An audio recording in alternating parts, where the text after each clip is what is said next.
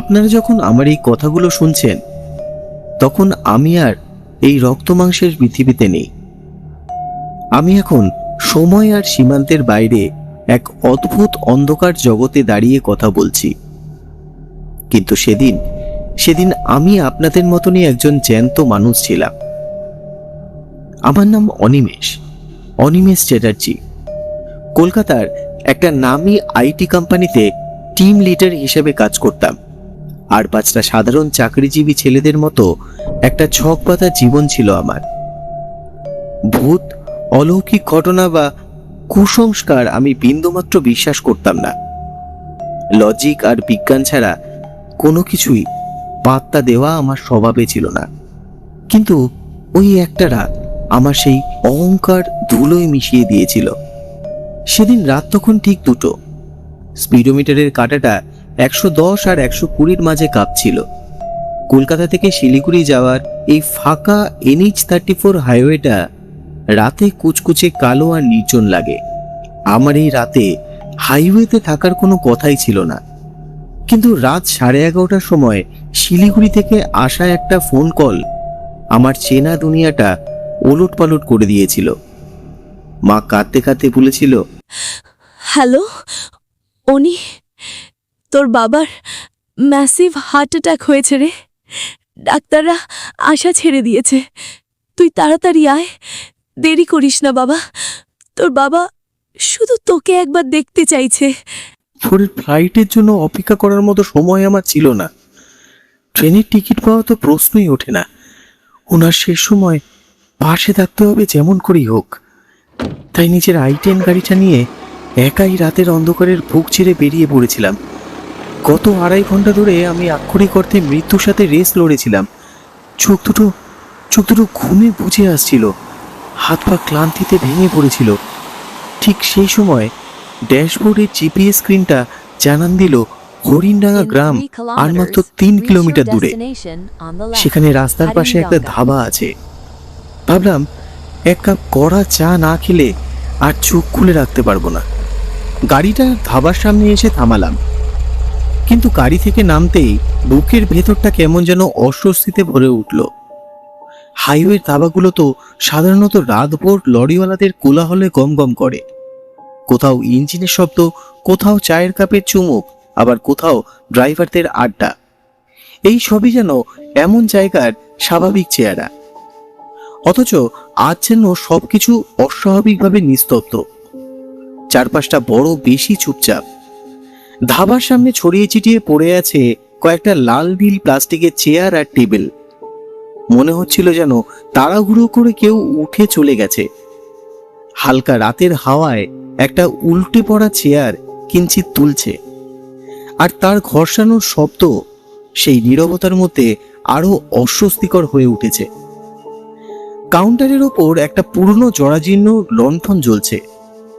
হলদেটে সেই আলো মাঝে মাঝে দপদপ করে উঠছে, যেন যে কোনো মুহূর্তে নিভে যাবে। লণ্ঠনের কাঁপতে থাকা সেই আলোয় ধীরে ধীরে চোখে পড়ল একজন মাঝবয়সী সর্দারজি। মাথায় মলিন পাগড়ি, ধূসর দাড়ি, চোখ দুটো অদ্ভুতভাবে স্থির। তিনি কাউন্টারের পেছনে বসে আছেন। নিষ্প্রিয় মুখে একটা পুরনো খাতায় কিছু লিখে চলেছেন। আশ্চর্য বিষয়, আমি গাড়িটার দরজা বন্ধ করেছি, পায়ের শব্দে এসে দাঁড়িয়েছি, তবুও তিনি একবারও মুখ তুলে তাকালেন না। মনে হলো যেন তিনি অনেক আগেই জানতেন আমি আসব, আর সেই কারণে হয়তো এত রাতেও লণ্ঠনটা এখনো জ্বলছে। আমি ধাবার কাউন্টারের সামনে গিয়ে দাঁড়ালাম। লণ্ঠনের কাঁপতে থাকা হলুদ আলোটা সর্দারজির মুখের ওপর পড়েছে, কিন্তু অদ্ভুতভাবে তার চোখ দুটো ছায়ার আড়ালেই রয়ে গেল। কয়েক সেকেন্ড তিনি খাতা লিখেই চললেন। কলমের খসখস শব্দ ছাড়া চারপাশে আর কোনো শব্দ নেই। আমি আমার গলা খাকরানি দিয়ে সর্দারজিকে বললাম, সর্দারজি, 1 কাপ কড়া চা হবে, একটু আদা দিয়ে। সর্দারজি মাথা তুললেন না। খুব ধীরে আর পাথুরে গলায় বললেন, चा तो हो जाएगा बाबूजी, अदरक वाली चाय, लेकिन चा पीने के बाद आगे मत जाइएगा। আজকের রাতটা এই ধাবাতে কাটিয়ে দিন। ওপারে যাওয়ার চেষ্টা করবেন না। আমি একটু হেসে বললাম, কেন সর্দারজি, সামনে কি কুয়াশা পড়েছে নাকি রাস্তায় ডাকাতের ভয়? ধীরে ধীরে তিনি খাতাটা বন্ধ করলেন, তারপর প্রথমবার মাথা তুললেন। লন্ঠনের কাঁপতে থাকা আলোয় তার মুখটা এখন স্পষ্ট হয়ে উঠেছে। মাথায় মলিন নীল পাগড়ি, মুখ ভর্তি ধূসর দাড়ি, আর গালের ডান পাশে পুরনো একটা কাটা দাগ। চোখ দুটো অস্বাভাবিকভাবে লালচে, আর অদ্ভুতভাবে তিনি একবারও চোখের পলক ফেলছে না। মুখে কোনো অভিব্যক্তি নেই, যেন বহু বছর ধরে একই জায়গায় বসে আছেন, একই মানুষের অপেক্ষায়। তার ঠান্ডা স্থির দৃষ্টি আমার বুকের ভেতরটা কেমন যেন শীতল করে দিল। সর্দারজি ধীরে এবং পাথরের মতন ঠান্ডা গলায় বললেন, না বাবুজি, চোর ডাকাতের ভয় নয়। এই ধাবাটা হলো 39 নম্বর মাইল। এর ঠিক 1 কিলোমিটার পরেই 50 নম্বর মাইলের পোস্ট। সর্দারজি কয়েক সেকেন্ড চুপ করে রইলেন। লণ্ঠনের আলোটা একবার তপ করে কেঁপে উঠল। আজ অমাবস্যা, আর অমাবস্যা রাতে যারা 50 নম্বর মাইল পার করার চেষ্টা করে তারা আর কোনোদিন 51 নম্বর মাইলে পৌঁছতে পারেন না। আমার মুখের হাসিটা ধীরে ধীরে মিলিয়ে গেল। মানে মানে দুর্ঘটনা হয় নাকি? সর্দারজি ধীরে ধীরে রাস্তার অন্ধকারের দিকে তাকালেন, তারপর খুব নিচু এবং ভারী গলায় বললেন, দুর্ঘটনা হলে তো মানুষকে খুঁজে পাওয়া যায় বাবুজি, কিন্তু ওদের কাউকে আর পাওয়া যায় না। গাড়ি মেলে না, মানুষও মেলে না, শুধু রাস্তা থাকে। তিনি আবার আমার দিকে তাকালেন। রাস্তা ওখানেই শেষ হয়ে যায় বাবুজি, তারপর আর কোনো মাইল ফলক নেই, শুধুই রাস্তা। যে রাস্তা একবার গেলে কেউ আর ফিরে আসে না। সর্দারজির কথা শুনে আমার মনে মনে বেশ হাসিই পেয়ে গেল। আজকাল কাস্টমার ধরে রাখার জন্য ধাবাওয়ালারা কি সব গল্পই বানায়। অমাবস্যা, 50 নম্বর মাইল, পথ শেষ না হওয়া, সবই নিশ্চয়ই লোকজনকে ভয় দেখানোর কৌশল। চায়ের দাম মিটিয়ে আমি আবার গাড়িতে এসে বসলাম। একবার রিয়ার ভিউ মিররের দিকে তাকালাম। সর্দারজি এখনো কাউন্টারের সামনে দাঁড়িয়ে আছেন। লণ্ঠনের হলুদ আলোয় তার মুখটা স্পষ্ট দেখা যাচ্ছিল না ঠিকই, কিন্তু মনে হলো তিনি এক দৃষ্টিতে আমার গাড়িটার দিকেই তাকিয়ে আছেন। আমি আর গুরুত্ব দিলাম না। স্টিয়ারিং ঘুরিয়ে গাড়িটা আবার হাইওয়েতে তুললাম। কয়েক মিনিট পর হেডলাইটের আলোয় রাস্তার বাঁদিকে একটা সাদা মাইল পোস্ট দেখতে পেলাম, 50 নম্বর মাইল পোস্ট। আমি হালকা হেসে ফেললাম, বললাম, এই তো 50 নম্বর মাইল, কই রাস্তা তো দিব্যি আছে। এক্সিলারেটরে চাপ বাড়ালাম। 80, 100, 120। গাড়ি অন্ধকার হাইওয়ে চিরে এগিয়ে চলল। চেনা রাস্তা, একদম সোজা, দুপাশে কালো মাঠ, দূরে কোথাও কোনো আলো নেই। মনের ক্লান্তি কাটাতে রেডিওর ভলিউমটা একটু বাড়িয়েই দিলাম। একটা পুরনো গান আসছিল, আমি গুনগুন করে গাইতেও শুরু করলাম। কয়েক মিনিট কেটে গেল, তারপর আরো কয়েক মিনিট। ঘড়ির টিকটিক শব্দটা যেন কেমন করে আরো জোরে শোনা যেতে লাগলো। হাইওয়েতে 120 কিলোমিটার গতিতে 10 মিনিট গাড়ি চালালে অন্তত 15 থেকে 20 কিলোমিটার চলে যাওয়া যায়।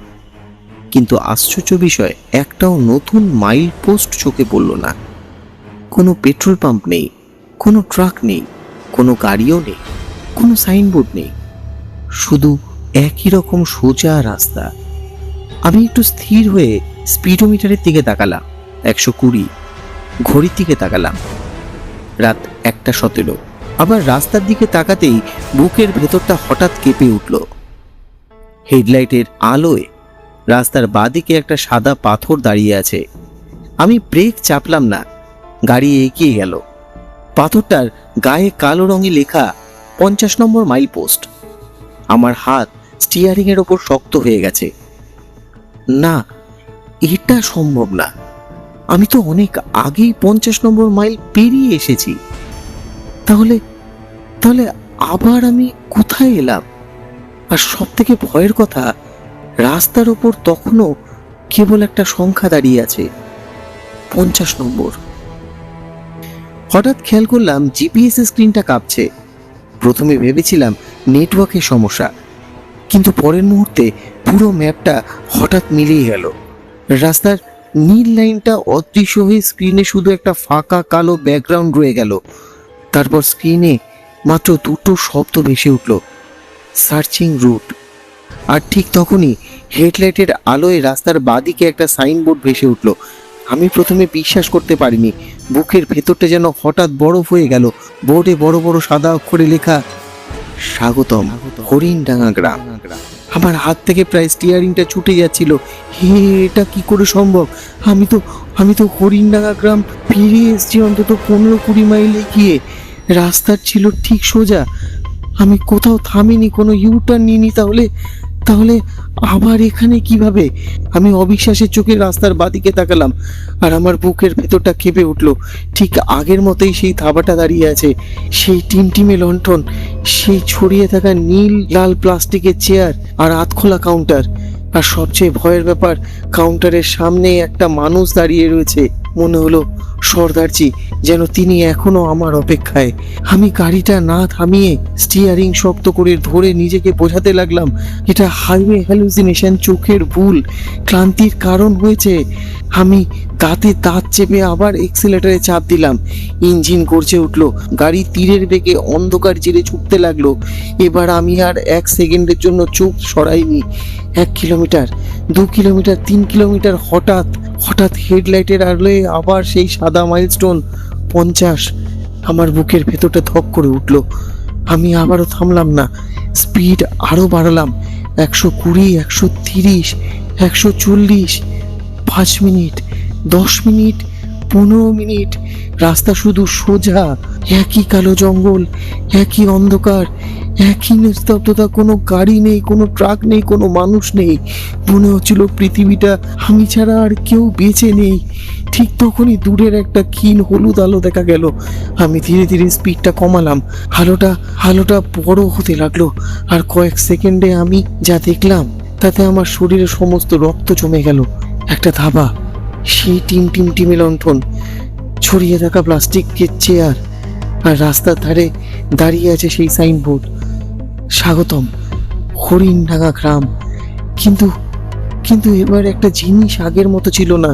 ধাবার সামনে সর্দারজি দাঁড়িয়েছিলেন, কিন্তু এবার কাউন্টারের পিছনে ছিলেন না, রাস্তার ধারে দাঁড়িয়েছিলেন। আর দূর থেকে হেডলাইটের আলো স্পষ্ট হয়ে দেখতে পেলাম তিনি ধীরে ধীরে তার হাত দুটো তুলে আমাকে থামানোর ইশারা করছেন। আহা, আমি চিৎকার করে উঠলাম, স্টিয়ারিং এ চড়ে আঘাত করলাম। এটা কোনো বাস্তব নিয়ম মেনে হতে পারে না। আমি একই জায়গায় বারবার কি করে ফিরে আসছি? এটা একটা গোলক ধাঁধা। এবার আমি গাড়িটা থামালাম না, এক ঝটকায় ব্রেক কষে গাড়িটা ধাবার সামনে এনে দাঁড় করালাম। গাড়ি থেকে নেমে প্রায় অন্ধের মতো দৌড়ে গেলাম কাউন্টারের দিকে। সেখানে সেই সর্দারজি ঠিক একইভাবে একই ভঙ্গিতে খাতা লিখছেন। ওনার কোনো হেলদোল নেই, যেন আমি কখনো এই ধাবাতে যাইনি, যেন গত আধ ঘন্টার ঘটনাগুলো আদৌ ঘটেনি। হঠাৎ আমার বুকের ভেতরটা কেঁপে উঠলো, কারণ আমি স্পষ্ট মনে করতে পারলাম যে কয়েক মিনিট আগে আমি এই ধাবার পাশ দিয়ে যাওয়ার সময় দেখেছিলাম সর্দারজি রাস্তার ধারে দাঁড়িয়ে আমাকে থামানোর ইশারা করছিলেন। তাহলে যদি উনি তখন রাস্তার ধারে দাঁড়িয়ে থাকতেন, তাহলে এই কাউন্টারের পেছনে বসে আছেন কে? আমি আর নিজেকে সামলাতে পারলাম না। পাগলের মতো ঝাঁপিয়ে পড়ে সর্দারজির কলার চেপে ধরলাম, চিৎকার করে বললাম, এটা কি হচ্ছে? এটা কি ধরনের আর কি? আমি একই জায়গায় বারবার করে কি করে ফিরে আসছি? রাস্তা এখনো কেন শেষ হচ্ছে না? এখনো নম্বর মাইলটা কোথায়? সর্দারজির শরীরটা একটুও নড়ল না, শুধু কলমের খসখসের শব্দটা থামলো।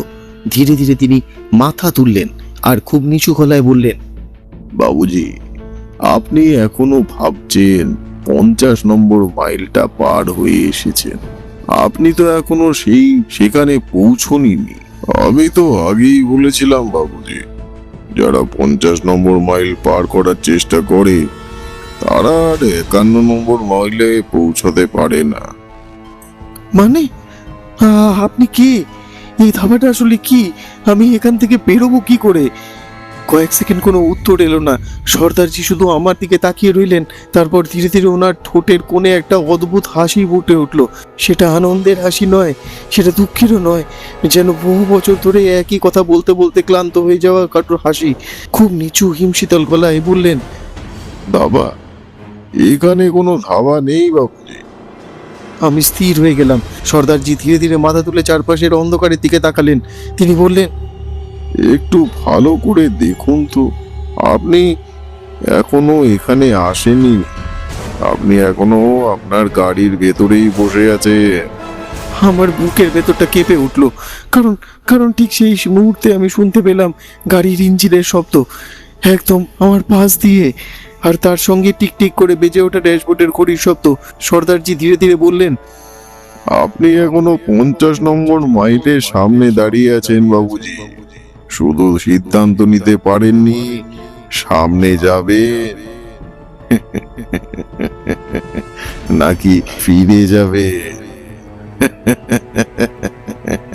সর্দারজির কথা শেষ হতেই চারপাশের ধাবা, লণ্ঠন, চেয়ার, টেবিল সব কাছের মতো ভেঙে বাতাসে মিলিয়ে গেল। এক পলকে চারদিকে ঘুটঘুটে অন্ধকার আর স্তব্ধ হয়ে গেল।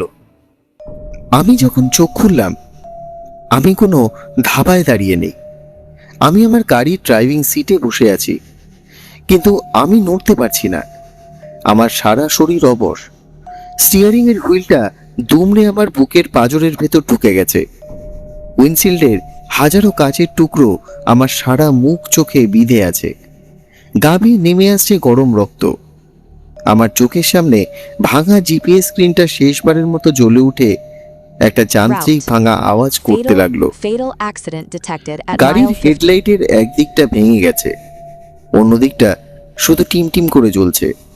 সেই আধমরা আলো অন্ধকার রাস্তার বুক চিরে খুব কষ্টে সামনে পৌঁছচ্ছে।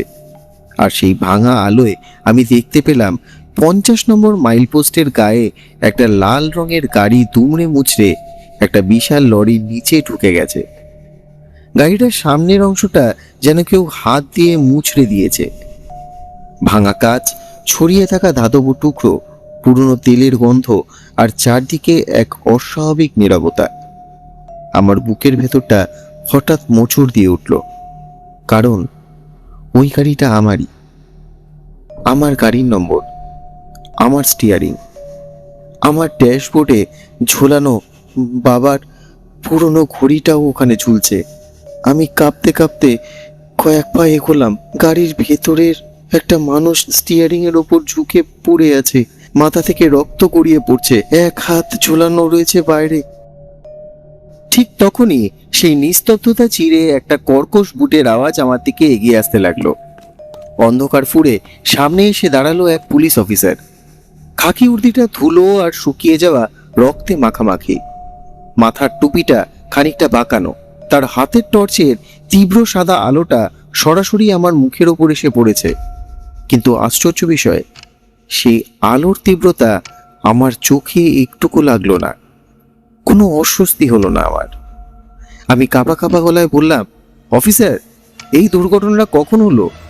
ভেতরে কি আছে? বাঁচানো কে? অফিসার টর্চটা নামিয়ে নিলেন। হেডলাইটে সেই টিমটিমে আলোয় এবার তার মুখটা স্পষ্ট দেখতে পেলাম।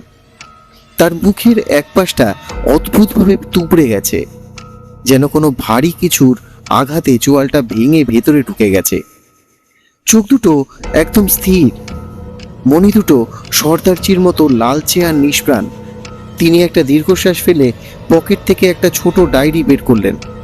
খসখসে শুকনো গলায় বললেন, অনেক দেরি হয়ে গেছে ভাবছি, বাঁচানোর আর কোনো কিছু বাকি নেই। মানে আপনি কি বলছেন? ভালো করে দেখুন, ভেতরে কেউ একজন আটকে আছে। আমি প্রায় চিৎকার করে উঠলাম। পুলিশ অফিসারটা কোনো কথা না বলে টর্চের আলোটা দুমড়ে মুচড়ে যাওয়া গাড়িটার ভেতরে ফেললো। স্টিয়ারিং এর ওপর একটা চেনা শরীর এলিয়ে আছে, মাথার থেকে রক্তের স্রোত নেমে এসছে খাকি রঙের সিটটার ওপর। আমি নিজের চোখে বিশ্বাস করতে পারলাম না। ওটা ওটা আমি, ওই মৃত মানুষটা আমি নিজেই। অফিসার ডায়েরিটা বন্ধ করে আমার দিকে তাকালেন। তার ভাঙা চোয়ালটা নড়ে উঠল এক অদ্ভুত এবং শীতল হাসিতে, আর সে বলল, রাত 1:15 হরিণডাঙ্গা গ্রামের 39 নম্বর মাইলে তাওয়া থেকে চা খেয়ে আপনি 120 কিলোমিটার গতিতে গাড়িটা ছুটিয়েছিলেন বাবুজি। ক্লান্তির চোখে 2-1 সেকেন্ডের জন্য বুঝে আসছিল আপনার চোখ। ব্যাস, ওই 50 নম্বর মাইল পোস্টার কাছে দাঁড়িয়ে থাকা লরিটাকে আর দেখতে পাননি। আমার মাথাটা ঝিমঝিম করে উঠল। ধাবা, সর্দারজি, বারবার 50 নম্বর মাইলস্টোনে ফিরে আসা সবকিছুই যেন একটা সুতোর মাথায় এসে মিলছিল। অফিসার আমার কাঁধে একটা ঠান্ডা হাত রাখলেন, তারপর ফিসফিস করে বললেন, সর্দারজি আপনাকে বারণ করেছিলেন না ওপারে না যাওয়ার জন্য। এই রাস্তাটা আর কোনোদিন শেষ হবে না অনিমেষ বাবু।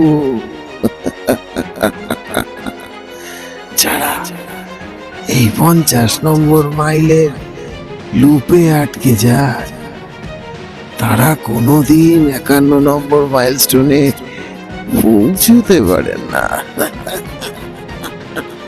স্বাগত, স্বাগত হরিণডাঙ্গা হাইওয়ে অনন্ত অন্ধকারে অনিমেষ বাবু। স্বাগত।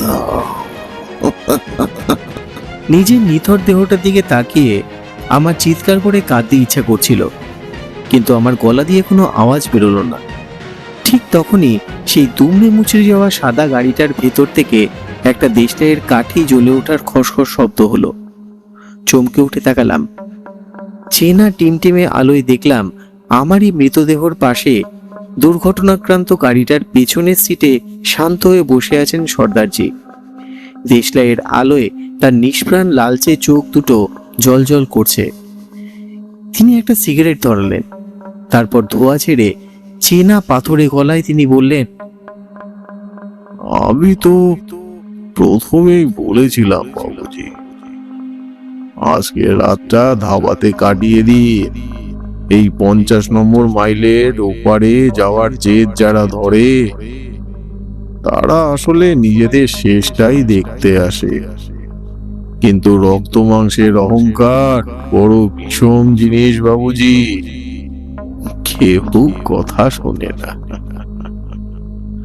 সর্দারজি গাড়ি থেকে নেমে এলেন। নেমে এসে পুলিশ অফিসারের পাশে এসে দাঁড়ালেন। অফিসারটা পরম শ্রদ্ধায় তার টুপিটা খুলে সর্দারজিকে কুর্নিশ করলেন। আমি অবিশ্বাসের চোখে সর্দারজির দিকে তাকিয়ে জড়া জড়ানো গলায় বললাম, তার মানে আপনি সব জানতেন? আটকাননি কেন? সর্দারজি একটা বিষণ্ণ হাসি এসে বললেন, আটকানোর সাধ্য কার আছে বাবুজি? আমরা তো শুধু পথের হদিস দিতে পারি, ভাগ্য বদলাতে পারি না। শিলিগুড়ির বাড়ির থেকে ফোনটা আপনার মা করেননি, করেছেন অন্য কেউ। আপনাকে এই হরিণডাঙ্গার অনন্ত লুপে টেনে আনার জন্য, বুঝলে? কথাটা শেষ হতেই দুর্ঘটনাক্রান্ত গাড়ি, মৃতদেহ আর পুলিশ অফিসার সব কুয়াশার মধ্যে মিলিয়ে গেল। চারপাশে আবার সেই নিকষ কালো অন্ধকার। সর্দারজি আমার গাড়ির ড্রাইভিং সিটে বসে স্টিয়ারিংটা হাতে রাখলেন। আমার বুকের ভেতরটা তখন এক চরম হাহাকার ফেটে উঠল। যে বাবার শেষ সময় পাশে থাকার জন্য আমি মৃত্যুর সাথে রেস লড়েছিলাম, সেই বাবার সাথে আর কোনোদিন এই জন্মে আমার দেখা হলো না। শিলিগুড়ি সেই চেনা বাড়ি, মায়ের মুখ, বাবার শেষ ইচ্ছা, সবকিছুই চিরকালের মতো অধরা রয়ে গেল। সর্দারজি হেডলাইটের সেই ভাঙা আলোর দিকে তাকিয়ে আমার দিকে না তাকিয়েই তার শেষ কথা উচ্চারণ করলেন, চলুন বাবুজি, রাত ফুরিয়ে আসছে, এবার গাড়িটা আমিই চালাই। 49 নম্বর মাইলের ধাবার লন্ঠনটা এখনো জ্বলছে। পরের অমাবস্যার যাত্রীরা আসার আগে আমাদের সেখানে পৌঁছতে হবে। এই হাইওয়েতে আমাদের ডিউটি যে কোনোদিনও শেষ হয় না বাবুজি, কোনোদিনও না। বন্ধুরা, 50 নম্বর মাইল পোস্ট গল্পটা আপনাদের কেমন লাগলো? অনিমেষের এই শেষ পরিণতি কি আপনাদের গায়ের লোম খাড়া করে দিয়েছে? যদি গল্পটা ভালো লেগে থাকে তবে অবশ্যই একটি লাইক করে দেবেন। আপনাদের বন্ধুদের সাথে এই গল্পটা শেয়ার করতে ভুলবেন না, যাতে তারাও এই রোমাঞ্চের স্বাদ নিতে পারে। আর এই রকম আরও গা চমচমে হরর আর থ্রিলার গল্প সবার আগে শোনার জন্য আমাদের চ্যানেলটি এখনই সাবস্ক্রাইব করে রাখুন এবং পাশে থাকা বেল আইকনটি প্রেস করে দিন। ধন্যবাদ, ভালো থাকবেন, শুভরাত্রি।